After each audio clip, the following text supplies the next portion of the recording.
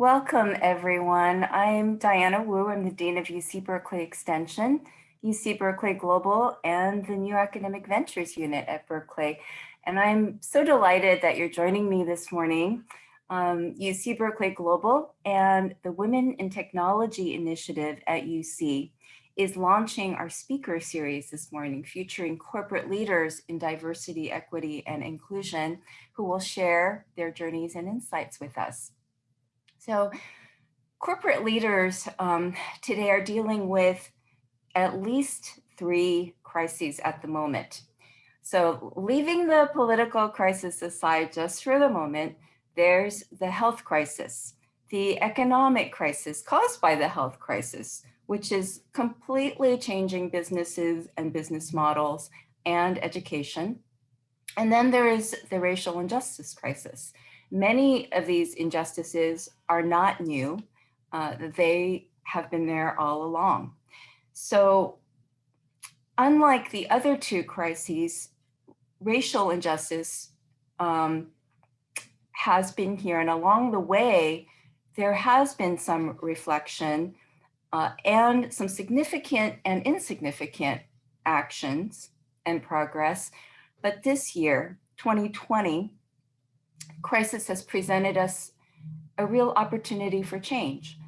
And as our staff engage in discussions of racial justice, leaders are seizing this moment to consider our roles and opportunities to advance diversity, equity, and inclusion within our organizations.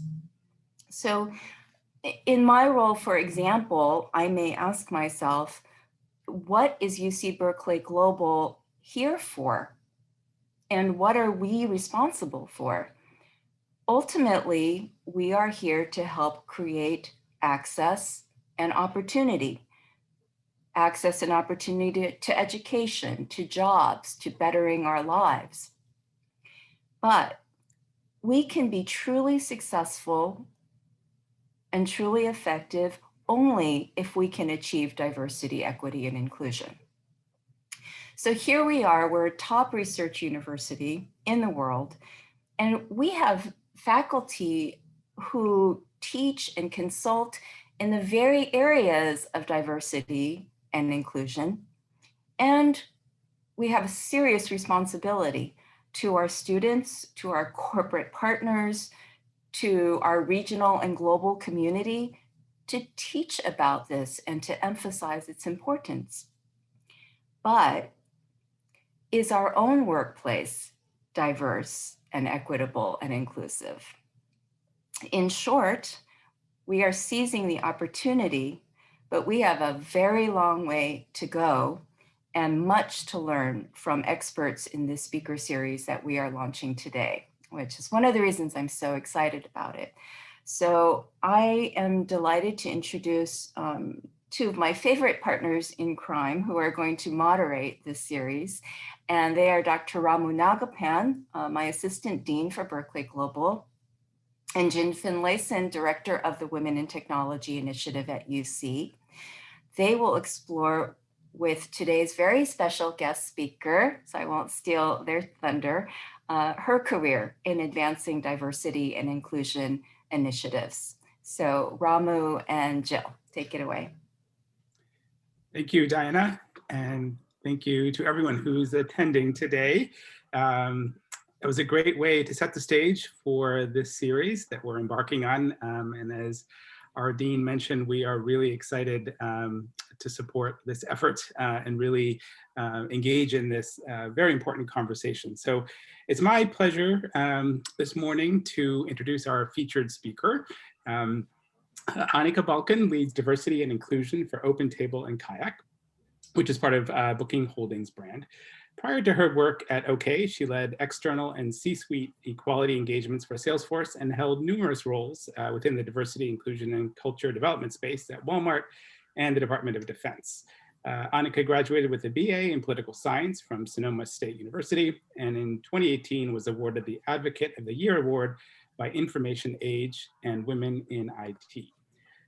So with that, I'll hand it off to Jill to kick off the conversation. Thank you. So I'm Jill Finlayson, and I'm the director of the Women in Tech Initiative. So of course, I'm always excited to see women leaders leading the way and, really being experts in their field. So thank you for joining us today. And our first question is really about you. And, perhaps you can tell us a little bit more about your role, how you came into leading diversity and inclusion at OpenTable and KAYAK, and what have you been charged with doing? Yeah, well, thank you so much, Jill, for having me. Thanks to everybody for putting this together. I think it's awesome when we can use our platforms to have, conversations around diversity and inclusion.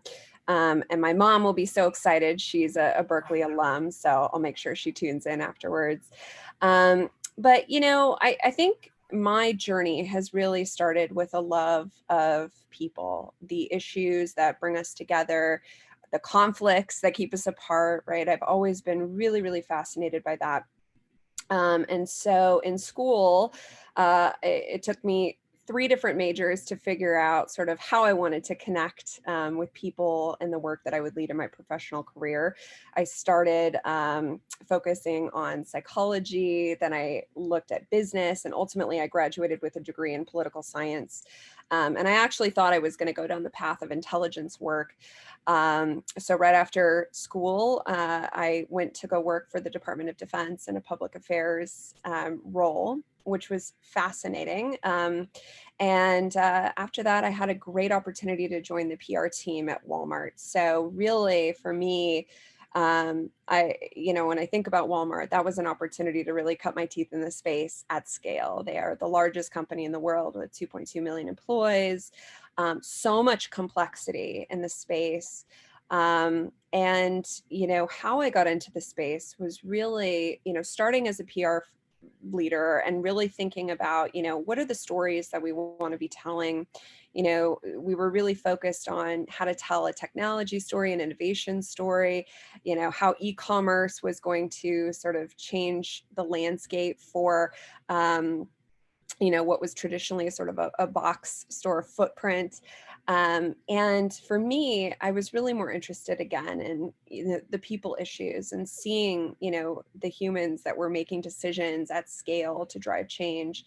And so I left PR and I went into the business to actually start a new function focused on culture, diversity, employee engagement, and belonging. And so that was just, such an amazing time to build something from scratch and have to deal with, so much enterprise complexity. It was also a time when the LGBTQ rights movement was really happening in the United States, and just really seeing the impact on how our LGBTQ employees were coming into work and they couldn't present as their authentic selves and they didn't feel comfortable, and seeing the transformation that we went on within the company and outside the company was just so profound for me and my career that it sort of anchored me to this DE&I work, I think, forever. From there, I had an incredible opportunity to join the equality team at Salesforce. When I think about my experience, I always think about, Walmart representing scale. When I think about Salesforce, I really think about speed and agility. And what a cool experience to work at a company where the CEO is an activist in his own right, where the leadership team is fully supportive, where they've resourced this work really appropriately. And so for me, it was really, how do I take my skills and work in the context of, unlimited potential? And so now I lead diversity and inclusion for KAYAK and OpenTable.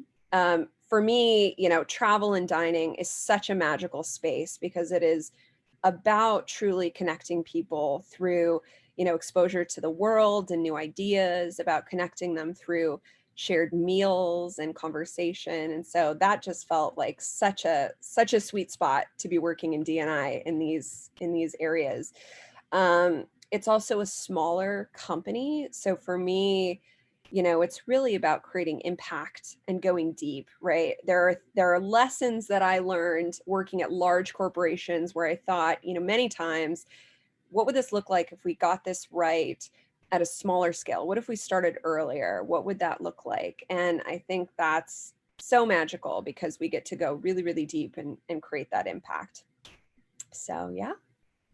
Oh, and in terms of my charter, DE&I is a really special body of work because it touches absolutely every component of any business, right? If you think about sort of the traditional model, people very much think about sort of the impact that you can have on employees within the company, but it's so much bigger than that, right? It's everything from how do you make strategic and long tail decisions for the company, working with the C-suite and the CEO. It's about layering equality into your core products, into your design processes, into your marketing strategies, into your recruiting, right? So you really have successful D&I work when you have a connection point to every component of your business. And so that's how I really think about leading D&I at KAYAK and OpenTable. I like your journey, and I like the fact that you included the size issue. And one of the things we always talk to startups about is how important it is to be intentional about inclusive hiring from the early start of the company. And so to see it integrated across the functions is really exciting to hear. And I can see why your journey took you there. Let me turn it over to Ramu. Sure. Yeah. Thanks for sharing that story. I think it's really helpful to know sort of how you grew into this role. So I wonder if you could talk a little bit more specifically about OpenTable and KAYAK, and so how does the company define diversity and inclusion? Yeah, I mean, we think about diversity and inclusion really as, you know, diversity is about representation. It's about diverse ideas, perspectives. It's about bringing people into the organization that have unique lived experiences that are going to be able to know and authentically understand, you know, how our products or our services might impact a various range of communities. I think inclusion, you know, and how we think about it is really, you know, how do people feel part of the team? How do people feel connected to our products, right? Are there equal opportunities? Is there access to use our products or our services, right? So I think we just really want to make philosophically a business that appeals to everybody, right? We serve a very diverse consumer base, and we are striving to have an employee population that really reflects the communities where we live and work. You know, Diana kicked us off talking about the COVID, right? And the different crises that we're facing. And I was just wondering, you know, the media is even calling this a she session. How has COVID-19 made this a challenging time for you? And how has OpenTable and KAYAK dealt with this crisis and supported employees? Yeah, COVID has been an incredible crisis. We've seen crises in our history, but this one has really come on three fronts, right? We talked about this earlier in the economic crisis. We talked about the health crisis and the racial equality crisis. And I think the way that, you know, I think about this is everybody is sort of dealing with hardship in their own unique ways. I talk to people who are isolating alone and they're dealing with, you know, mental health and isolation issues. I talk to people who are trying to parent and maybe they're a single parent with 3 or 4 kids in an apartment. Right? We can only imagine, right? Everybody's struggle is really different. We also have a lot of conversations right now with our Black employees and our employees of color who are really concerned, right? We've seen increased violence towards the Black community. We are, you know, having these experiences where, you know, somebody would say, "How was your weekend? I hope it was great," right? And that's really not the experience that someone is living, right? And so it's really hard to come into work and see all of this play out on television or on social media and really feel comfortable and really feel that you can just bring your authentic self to work. And so, you know, first and foremost, I think at KAYAK and OpenTable, our strategy has been really taking care of our employees during this time. You know, for us, that's really meant really beefing up support around mental health resources. We've reduced hours for folks if they needed some time to take off.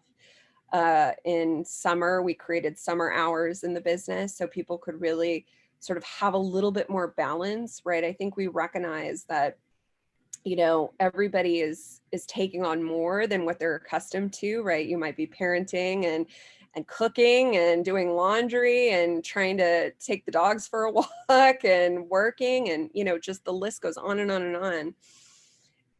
And you might be caring for someone with COVID, or you might have it yourself, right? And so for us, it's really about how do we create that circle of support for our employees, really enhancing our resources, really doing deep listening, being extra intentional about circling our employee resource groups for our most underrepresented communities, because we know that there is a disproportionate impact on communities of color and underrepresented groups. And I think the one thing that I feel really proud about is our leadership team has done a really good job being vulnerable themselves. I think, we sort of have it in our heads that good leaders posture and put on a brave face when things are really hard. And I actually think in this circumstance, vulnerability is so welcome and warranted. And it really goes a long way in making sure people feel that they're not alone, and that people are sort of sharing in their struggle or their challenge. It might not be the same, they might not fully understand it, but we have that sort of shared struggle and that shared empathy. Thank you.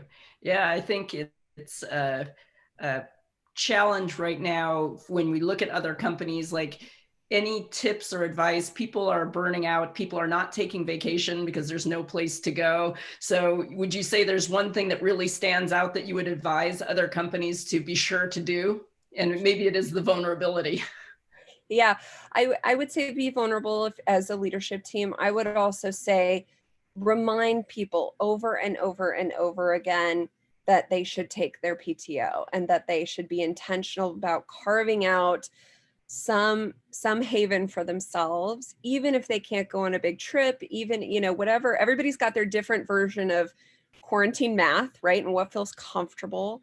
And I think, it really is incumbent on the leadership team of any organization to set the tone and to remind people that when they come to work, they should feel good, right? It doesn't serve anybody anything if people are coming to work and they're so anxious or they're so stressed about something that's happening in their life, right? You just think about the productivity that can happen when you're not taking care of our human needs first, and it's not much. So I think it's better to just, give that permission right from the top. So wanted to switch a little bit and shift to talking about another facet of culture and people, and ask you a little bit about recruitment.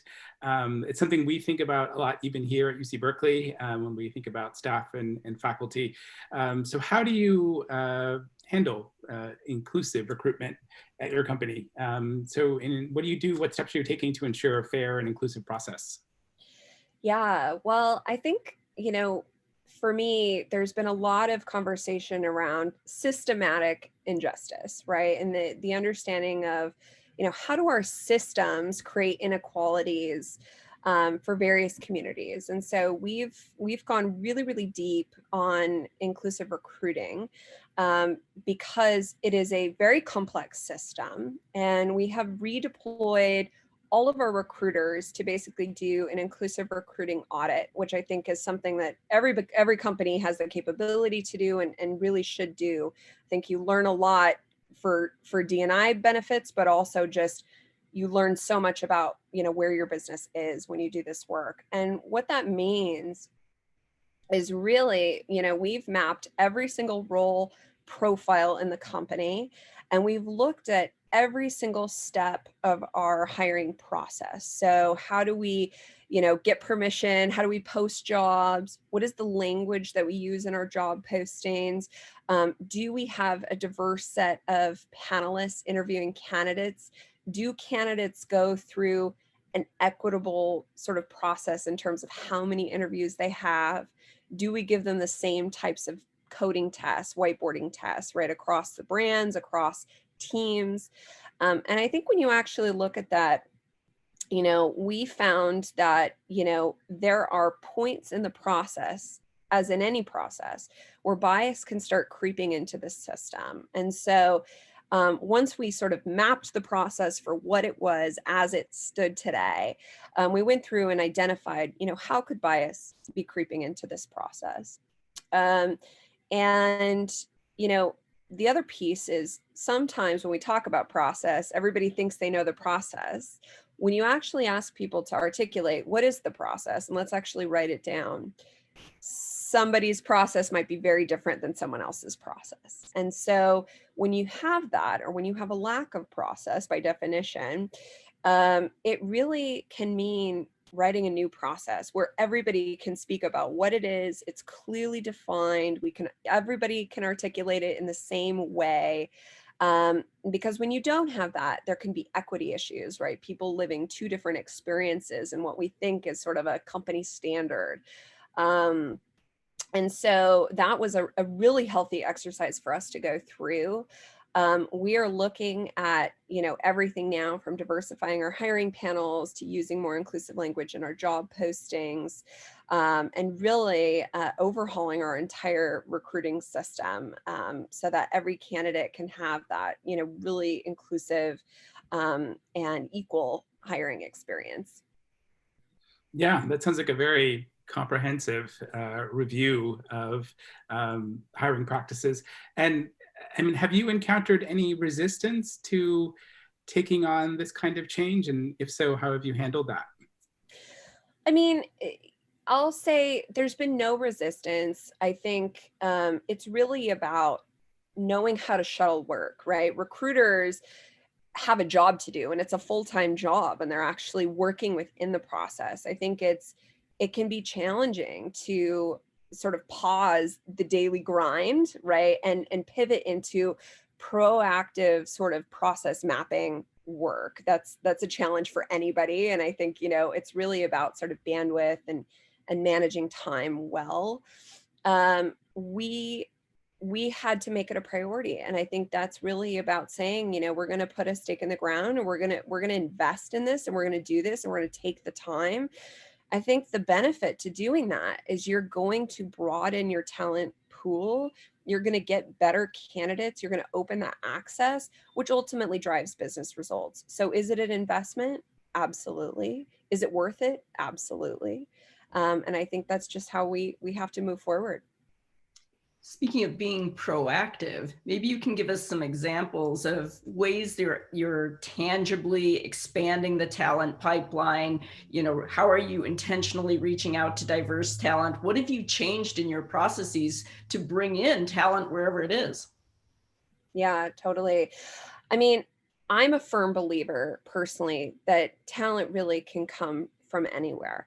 That being said, there has to be the right supports and the right opportunities. And I think, one of the biggest actions that people can take, especially with hiring managers, is to challenge the behavior of asking for the unicorn candidate.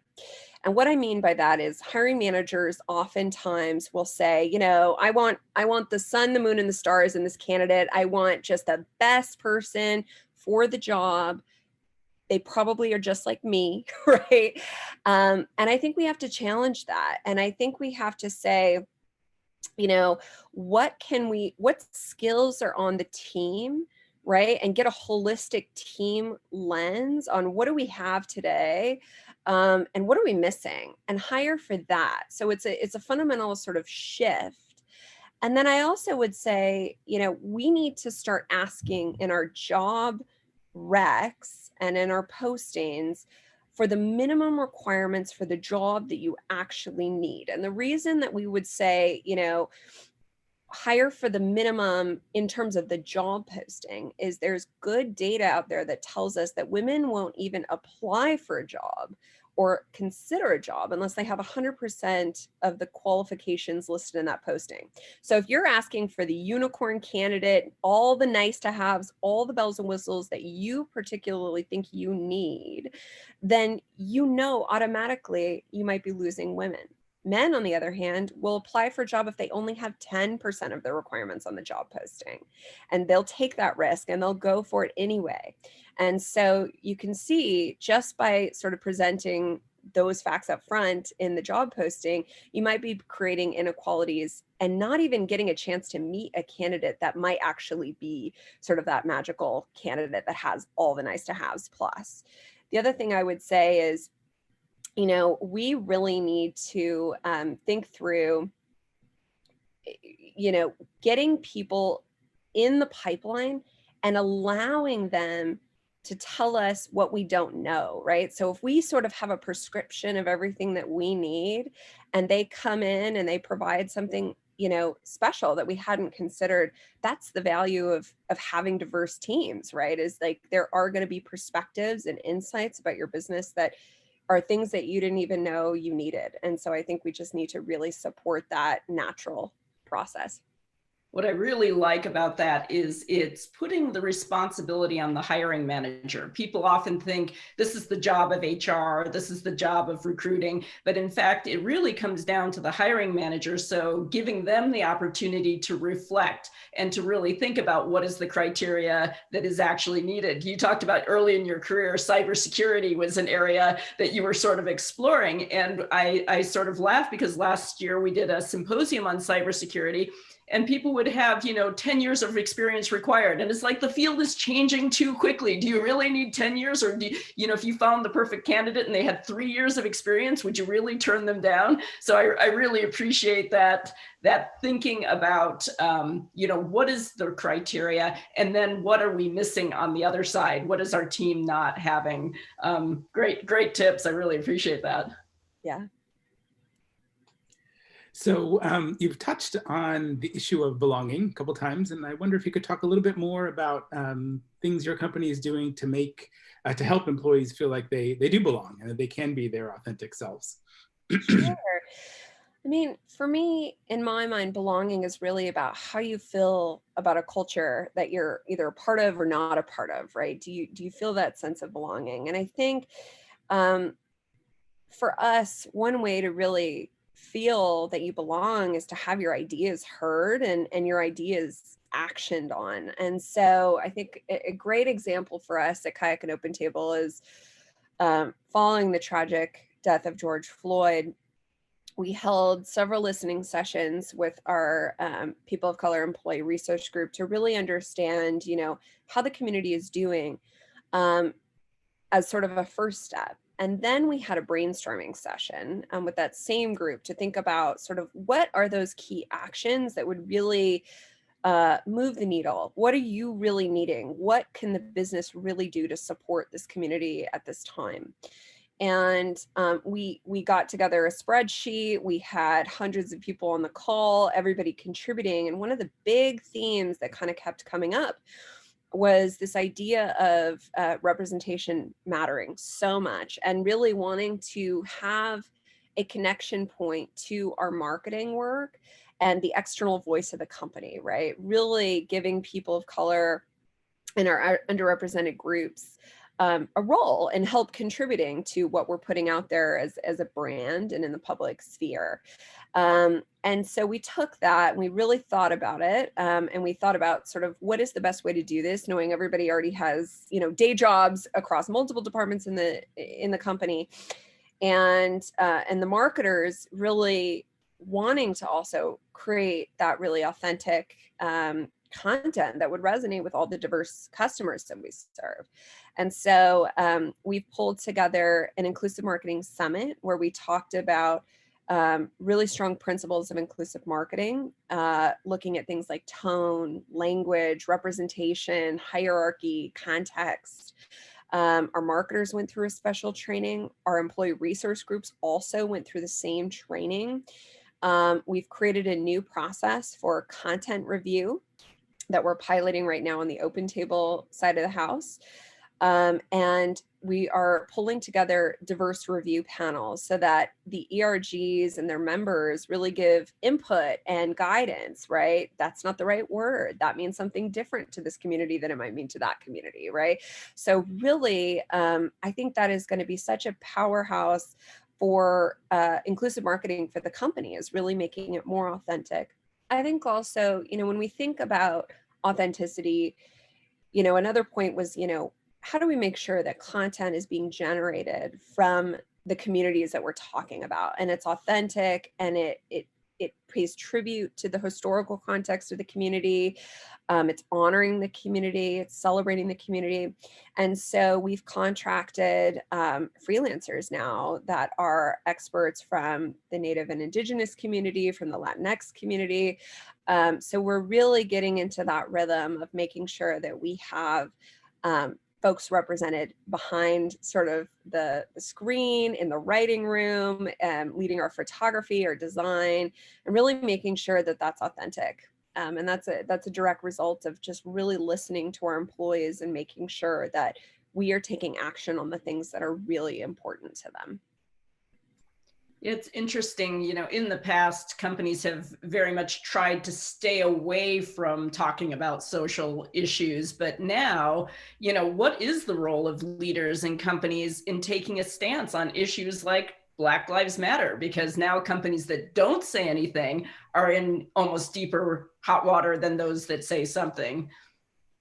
Sure. I mean, I'm a believer that, you know, these things, and especially when we look at how, you know, millennials and younger generations are thinking about these issues, and how they correlate with business, they're really one and the same, right? They no longer think about sort of companies as serving only shareholders, right? We have an obligation to all of our stakeholders, our partners, our customers, our employees, shareholders, still society. And I think, you know, the way that we translate that at KAYAK and OpenTable is to really think about, you know, what are our values? We have a value that's really about winning as one. And I think when one community is suffering, or we're not taking care of that community in how we talk to the community and how we represent the community, right, that doesn't align with the value.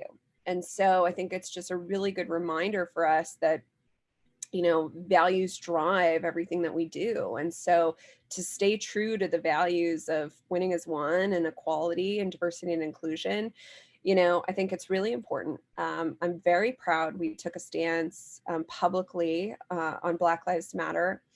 I think, you know, for me, that was a moment. Moments are really important, but it's really about creating a movement within the company, a movement in society. It's about taking tangible steps. It's about taking sort of words to support a community and putting them into action. It means, you know, really looking at ourselves through the magnifying glass, looking at our processes, doing lots of listening, and then taking, you know, the listening and turning it into action. And like I said, I think we're in an age where, you know, brands and companies really do have a new set of standards for how we articulate these issues, how we take care of our employees, how we take a position.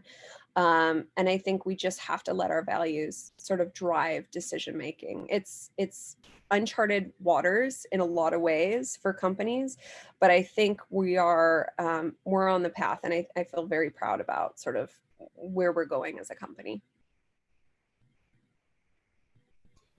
So as you look internally, what are some of the quantitative or qualitative ways you gauge the state of your corporate health? Yeah. I mean, I think there's a couple ways that I think about this, certainly in terms of quantitative data, right? We do an employee engagement survey every year. And within that, we ask several diversity and inclusion questions. I think what's really important, though, as you think about sort of maybe conducting your own employee engagement survey or participating in one, if you're another company, is that you really are pulling majority opinion, right? And so I think it's also important to have focus groups and to really pull minority opinion, right? And making sure that voices that might be fewer are still represented and brought into the equation of how you think about your corporate culture. I think there's been a long trend of companies that only look at employee engagement survey scores as sort of the health metric, and forget that some underrepresented voices might be lost in the numbers.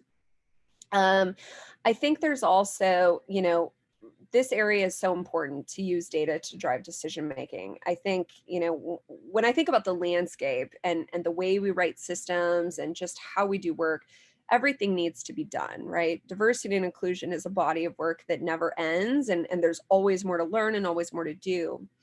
And so using data really helps us prioritize, what do we really need to focus on first? So I'm really excited. Actually, earlier this week and last week, we started rolling out our executive D&I dashboards, which is data and analytics that tells us the representation within our organization. It gives our senior executives visibility into who's leaving the organization, who's moving through the different levels of the organization, what their total representation stands. And I think that's so important because you think about each of those issues, there's really different solutioning that has to happen to address each one of those things, right? One might be focused on hiring and recruiting strategies. One might be focused on development, mentorship, performance management, engagement, right? So we really need to know our data so that we can take this from sort of a macro, big picture sort of problem statement into something that is digestible and hackable, so we can really start solving problems within the business. And I think the first step is really understanding the landscape and where you are before you can take action. I think a lot of companies are becoming more aware that they have to kind of survey and listen to their folks, but where some fall down is they don't do anything after the survey. Maybe you can tell us a little bit about kind of best practices. If you're going to do a survey, what happens next? Yeah, I mean, for me, I get all of the data for the diversity and inclusion content, and we focus group a lot. I am constantly on a listening tour with employees in the business to figure out sort of, more context on, what does this feedback mean? What are things that we could be doing better? Where do we need to pivot? Is this a priority to you? Is this a priority to the community? And I think just really doing that deep listening is so important. Then it's really about putting it into action and prioritizing it. So we've internally published D&I commitments based on the priorities of our groups, and really doing that deep listening so that we make sure we're focused on the things that are most important to the communities that we're trying to be in service of. I think lots of businesses think very critically about how do we serve the customer. And for us, our employees really are our customer on this front. And you've been in the DE&I space for a period of time now. I'm sure other companies and other people in this role have come to you. What questions are you being asked the most often right now?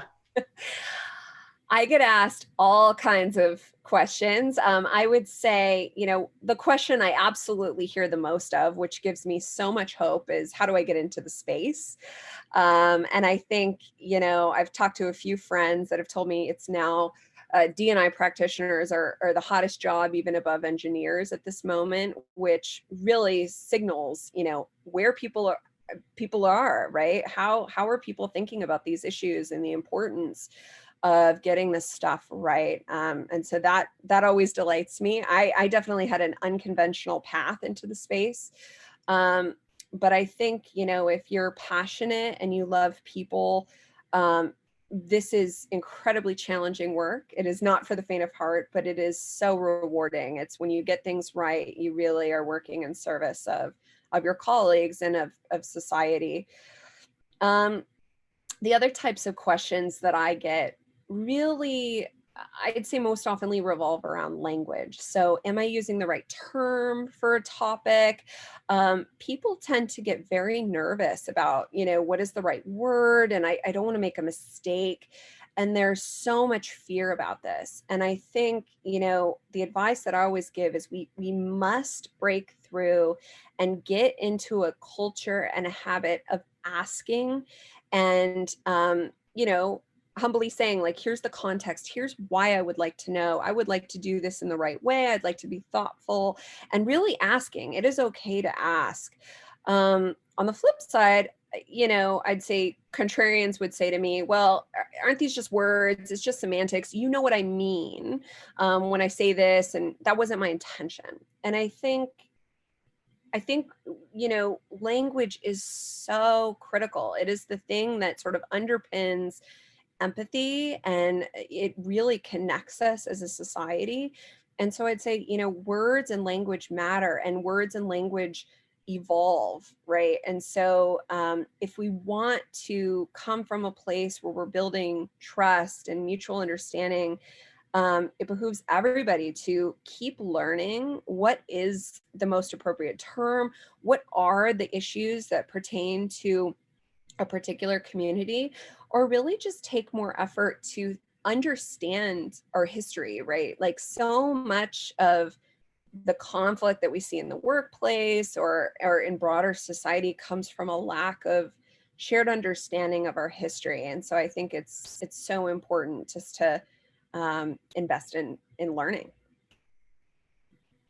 So kind of continuing on the theme of advice you would give, there are certainly some companies, especially when it comes to technology or engineering teams, some companies who recognize they are not where they need to be in terms of the diversity of their workforce.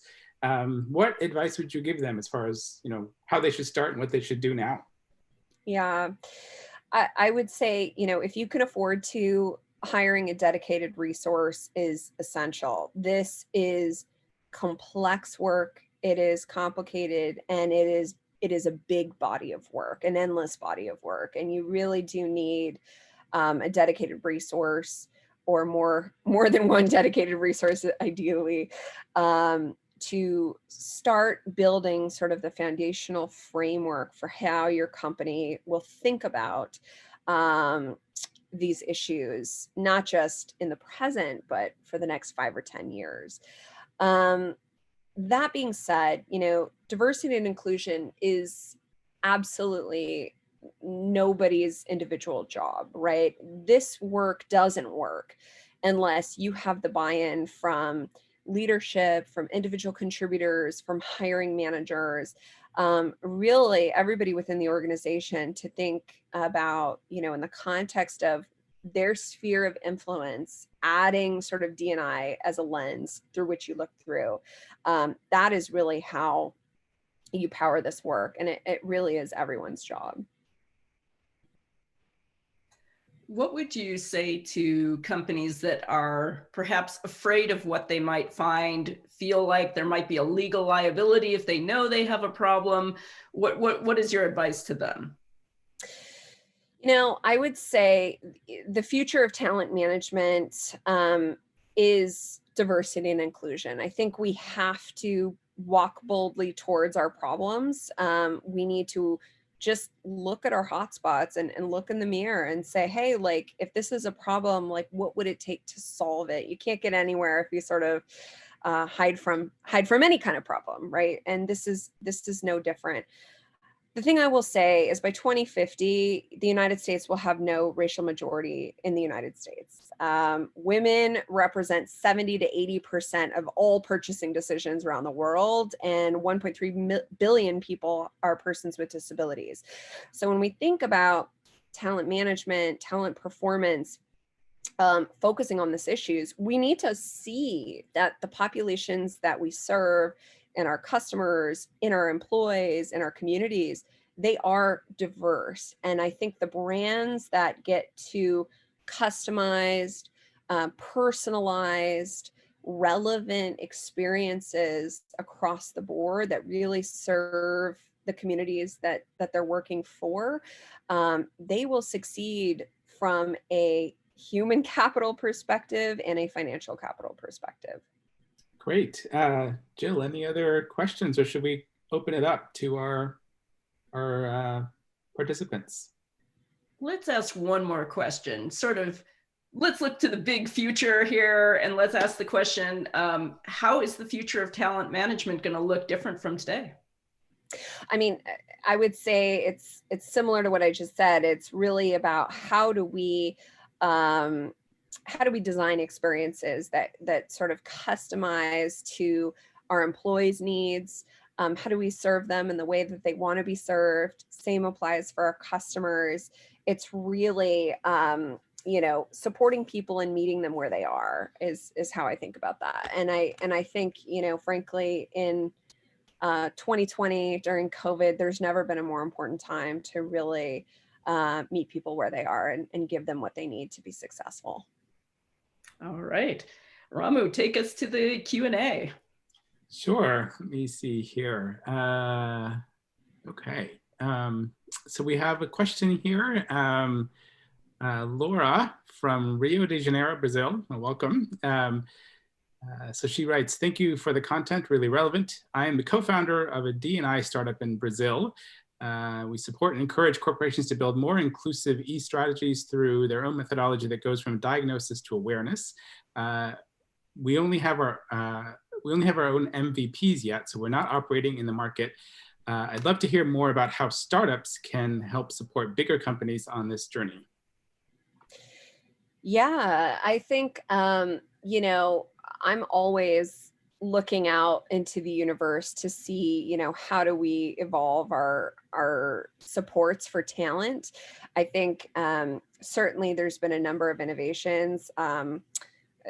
Personally, I think there's some cool technologies that help with, making resume and job postings more inclusive in language, right? So tech can really help power this work. So I think it's just a matter of finding something that doesn't exist in the market, because I think, companies from everywhere are looking for solutions that will help them get to good data, good best-in-class sort of fundamental D&I work faster, so that then they can have more sophisticated conversations on topics that have to be led human to human and invest their time there. And just to follow up on that question, since this person is doing a startup in the HR space, what do you ask potential vendors when you're selecting them to make sure that they're going to be fair and inclusive? Yeah, I mean, I personally always, one of the first things is, in a pitch meeting, does their sales team look diverse, right? Do they sort of walk the walk? I think certainly, I've had experiences where I'm pitched to by a totally homogenous group and it's a D&I product, and I have been known to challenge that when it emerges. I think just also making sure that first and foremost, you're really thinking about the size of the company, right? Different sizes of companies have really different types of challenges. And I think the more you can contextualize and make relevant for the company that you're pitching to, the better chances you have overall. All right, we have another question, this one from Condrial Clark. In addition to all the aforementioned actions that need to be taken by leadership, there is also a certain level of individual responsibility and internal debate that employees need to recognize and engage in regarding D&I in this metamorphic process to be truly successful on the company-wide level. So looking at the individual as well as the leadership, what are the roles? And then what advice can you give us leading D&I efforts at other companies with regard to engaging employees that may not be as keen or as brave to actively participate in the process? Yeah. I would say this is an issue that comes up in every business, right? Because everybody is at a different place in their journey. And you can't expect that everybody's going to have sort of a uniform way at looking at any issue or going to have 100% alignment, right? These issues are human issues. Thus, they're nuanced, they're complex. And people feel differently about them. And I think the best thing you can do as sort of a D&I leader is to create forums for dialogue, healthy, productive dialogue, right? And I think, at the end of the day, I always work with our ERGs, for instance, and say, the business would like to help, but we need to be able to articulate what that looks like, what is most meaningful. And then talk about it, get in a group, hack the problem, There might be sort of dissent, and I think that's totally healthy. But I think when you create that forum for debate and then really try to keep the spirit of getting to something that will be productive and helpful for the community, that will serve you really well in being able to, pull the business in and connect underrepresented groups with the business and what they need. How would you measure success in those type of efforts? I would say it's really, for me, about hearing the community and making sure that whatever they ask for is thoughtful. It appreciates sort of the context of the business, right? I think that's important. It is moving the needle in a meaningful way, whether that be for our customers, for the employees themselves, for our partners. And it is something that is sustainable. A lot of what I look at is, how do we create process or systems or a body of work that we don't just get to hold on to for a short period of time and then it sort of dies on the vine, but how do we really nurture something that can be turned into a movement and a sustainable change within the business, one that just becomes part of the DNA or the tissue of our organization. And as another follow-up to this issue of sort of employee engagement in this process, what are your thoughts about providing training to managers or their teams when it comes to DE&I issues? Yeah, I mean, education is everything, right? So I think the more that you can get into the organization, like I mentioned, language is where people get really stuck. And when they get stuck, what usually ends up happening is we walk away from the problem, right? And we stop dialoguing. And in any other space, right, that would just not be acceptable. We would say, well, okay, like the button on the computer is broken. Well, you take it to IT and you work the solution, you get through that. We have got to train managers and individual contributors in the business to be able to know how to unstick themselves and keep moving forward, even when it's hard. I think this is the idea of learning how to, get comfortable with being uncomfortable. And for me, one of the biggest things that I practice myself is sometimes I'll have to remove myself and go and think about it and really just take a pause and then come back with more objective thinking. I think that is really something that we have to do. And I think, wherever you can add learning and development resources, giving people the tools to be able to have these types of conversations is so important. I can't even stress enough how vital that is to a good D&I strategy. Maybe you could sort of articulate what are some of the key skills an inclusive leader needs. Like a couple that I've heard are being able to build psychological security, obviously empathy, but what tangible skills do people need? What are these essential skills? And then what types of training work? Yeah, I would say in terms of inclusive leadership, the first and foremost thing is that everybody is sort of looking to you as a model. So I think, doing things like making sure in meetings, everybody has equal time to speak and share ideas. I think it actually means taking the action to solicit ideas if somebody isn't speaking up. That's so important, right? If you're the only in the room, right, you might be shy about sharing a particular topic. Or the topic that you might need to raise is, hey, like, this is not going to go well for my community, or I don't like this language in here, right? And those can be hard things to raise. So I think, creating vehicles for anonymous feedback, making sure everybody has, time to speak. I think really thinking through how you bond and celebrate with your team and what you recognize and reward.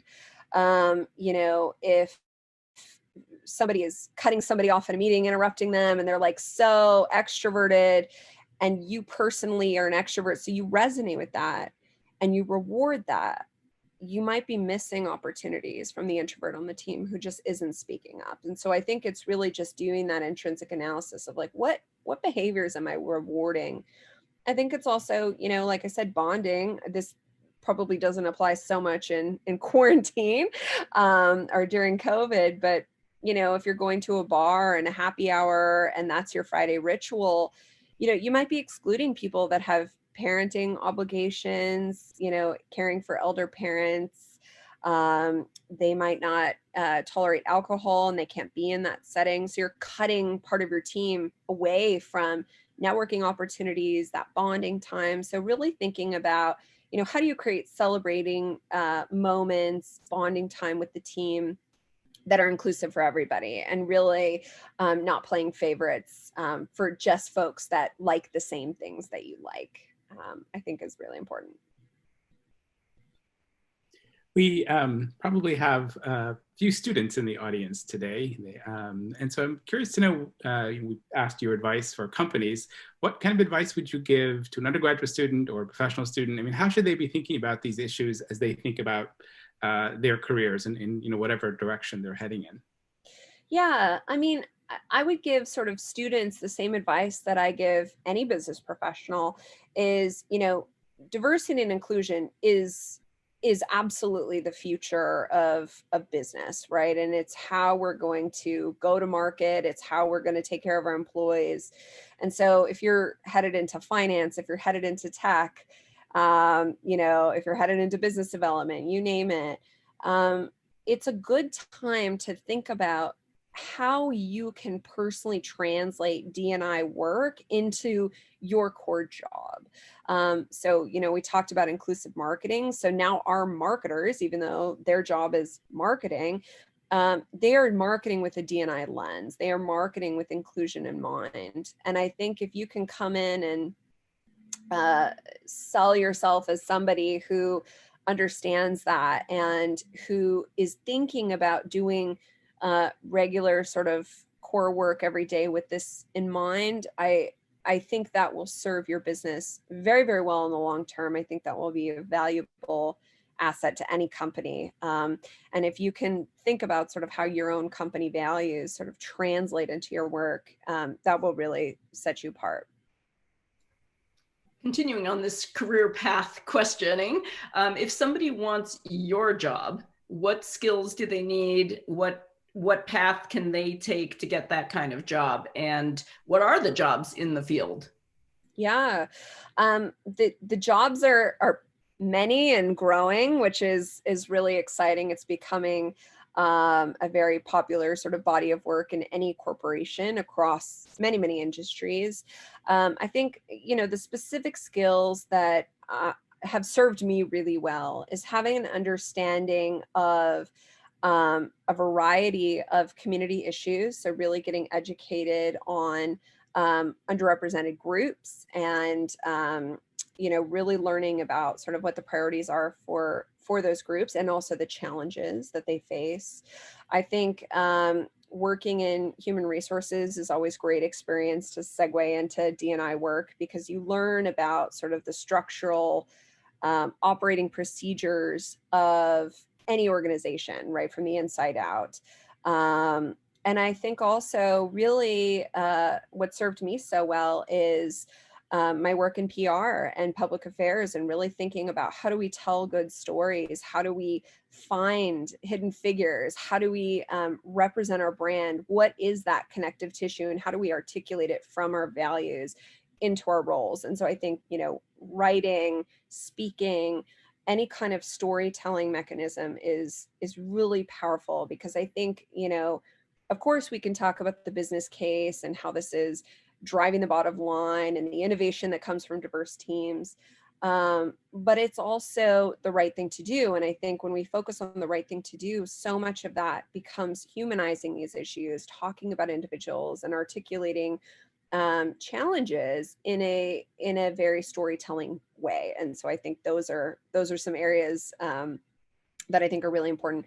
The other thing I would say is baseline sort of legal knowledge is and employment law knowledge, I think is really important in this space. There are so many legalese around data collection, privacy, really understanding, what laws are in place to protect certain communities. So a baseline understanding of the law where you're practicing is important as well. And I'm imagining you're seeing more data science needs as well. Definitely, yes.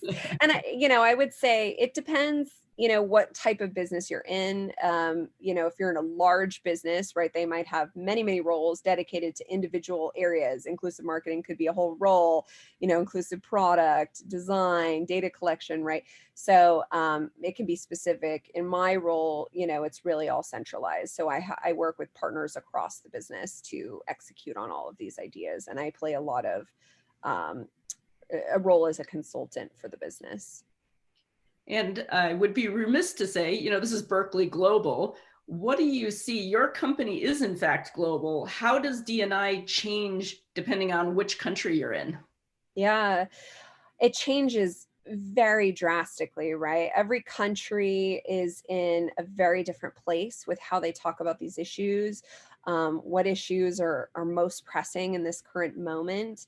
I think, having local context in the way that you do work is so important because, my sort of philosophy is wherever anybody is on their journey, we want to move them 1 or 2 steps forward, right, from where they are. Not to say that we're trying to get everybody to the exact same place, but we want to move everybody forward and broaden awareness, broaden understanding. And I think, if you're working and trying to create solutions for different geographies, you also have to recognize that, in different places around the world, there are different laws that impact various communities in different ways. And so just really, again, doing that listening tour, thinking about like, what are the things that are most important to your employees and starting there is great.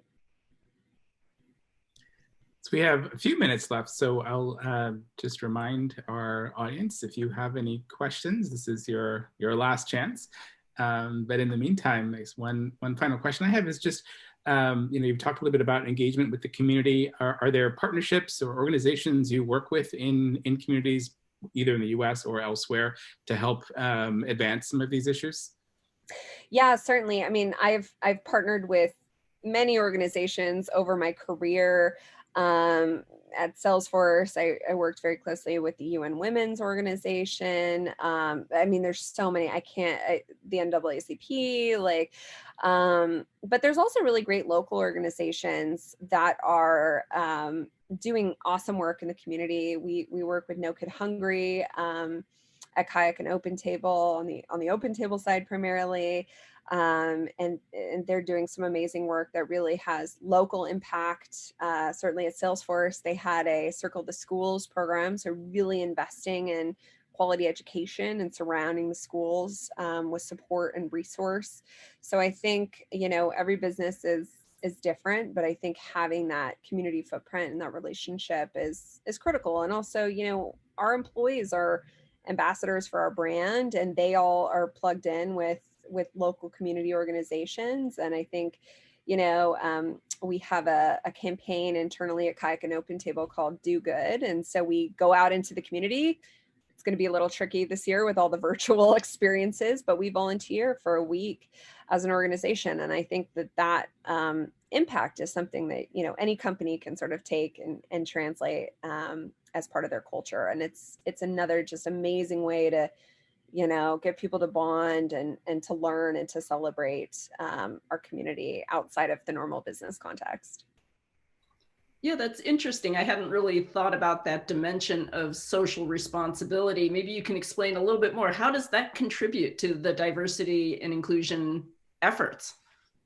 Yeah, I mean, when our employees go out into the community and volunteer, right, many of the organizations that they work with serve underrepresented populations. And I think it's also a really good reminder that, in any business, you want to have a connection with the community. You want to understand, what's happening in society. How might this impact, the customers or the partners that we serve? And I think it just really deepens those connection points and really gets us into the service of thinking about, who is it that we actually serve, and what are we actually trying to accomplish, and really gets back to sort of the company purpose. For us, it's helping people experience the world through travel and dining. And so, what a great way to kind of think about the people that we serve as we think about that company purpose and that charter. Well, I think we should give Anika first a round of applause, and second, give you a chance if there's something that we haven't touched on, or advice for corporate leaders that you haven't had an opportunity to bring in. We'll give you a chance to share your closing remarks here. Well, I will just say, DE&I is an incredible body of work. If you're interested in the profession, I'm happy to speak with anybody. You can reach out. We'll share my LinkedIn. I would also say, for anybody that's considering adding this into their business, do it. It is such a value add, I think, all around. And really, there's so much good data out there that tells you how this, impacts the bottom line, the culture, how we connect to each other, how we connect to our customers. It's just such an exciting time to be in this space, and really just it would encourage everybody to get involved in their company, in their business, in their communities. I think that's how we really make progress on these important topics. Great, thank you. Nice words to close on. Really appreciated those insights. Want to thank our audience for attending today. Appreciate your participation and engagement. And of course, thank you, Anika, for your contributions. I really have learned a lot over the course of this last hour. Sure. Thank you so much for having me. It was a pleasure, and really congratulations on the series. And I wish you all the best of luck with the next one.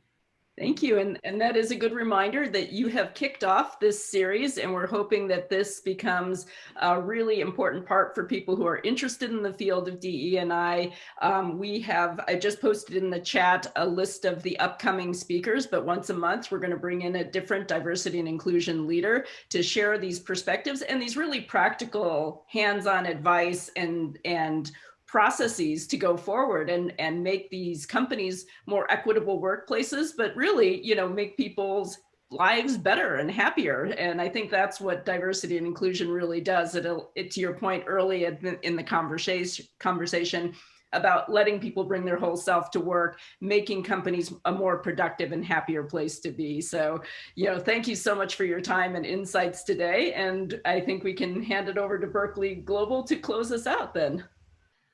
Hello. Well, thank you all again so much for joining today. We're thrilled that you could participate in today's event. We're looking forward to future events as we continue to build out this exciting series.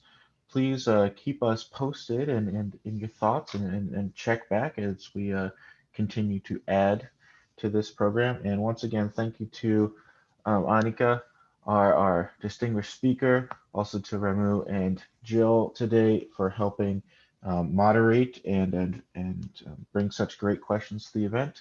And thank you again to our audience for taking time out of your day. We know you're all very busy and there's a lot going on in the world, and we're happy that you could be here. Stay safe, everyone. Have a great rest of your week, a terrific weekend, and thank you.